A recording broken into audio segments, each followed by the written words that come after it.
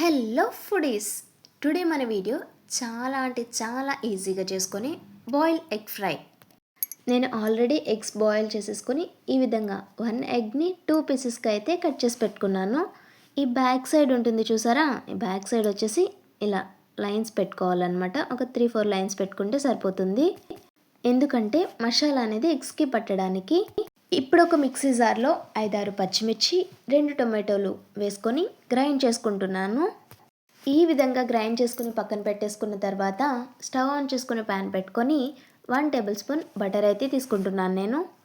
ఈ బటర్ అంతా కరిగిన తర్వాత కొంచెం పసుపు, కొంచెం కారం, అలానే కొంచెం ఉప్పు తీసుకొని ఈ బటర్తో పాటు కలుపుతున్నాను. ఇప్పుడు ఎగ్స్ అన్నిటినీ ఫ్రై చేయడానికి అయితే పెట్టేస్తున్నాను. ఈ విధంగా అయితే పెట్టేసి ఒక 2 మినిట్స్ బ్యాక్ టర్న్ చేయకుండా అయితే ఫ్రై అవ్వనివ్వాలి. ఒక 2 మినిట్స్ ఈ విధంగా ఫ్రై అయిన తర్వాత బ్యాక్ టర్న్ చేసుకుంటున్నాను. వీటన్నింటినీ బ్యాక్ అయితే టర్న్ చేసేసిన తర్వాత ఒక 2 మినిట్స్ ఈ విధంగా బ్యాక్ సైడ్ అంతా ఫ్రై అవ్వనివ్వాలి. ఇప్పుడు టొమాటో పేస్ట్ని అయితే దీంట్లో వేసుకుంటున్నాను.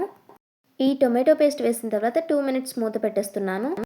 2 మినిట్స్ తర్వాత ఈ విధంగా అయితే ఫ్రై అయి ఉంటాయి. వీటన్నింటినీ ఇప్పుడు బ్యాక్ టర్న్ చేసుకుందాం.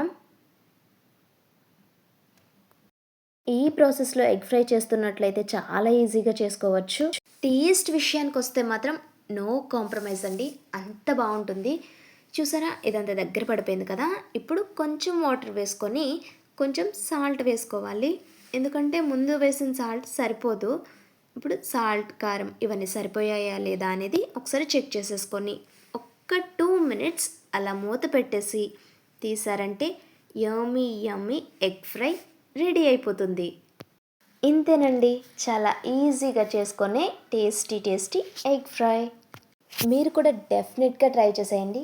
ట్రై చేసి మీకు ఎలా వచ్చిందో కామెంట్ బాక్స్లో అయితే కామెంట్ చేసేయండి. అలానే మీకు ఏమైనా రెసిపీ కావాలి అంటే కామెంట్ బాక్స్లో ఒక చిన్ని కామెంట్ పెట్టేసేయండి, మీకోసం నేను ఆ రెసిపీ ప్రిపేర్ చేసేస్తా. ఓకే, నా వీడియోకి అయితే ఒక లైక్ చేసేయండి. అలానే కొత్తగా చూస్తున్న వాళ్ళైతే ఇలాంటి మరెన్నో రెసిపీస్ కోసం నా ఛానల్ని సబ్స్క్రైబ్ కొట్టేయండి.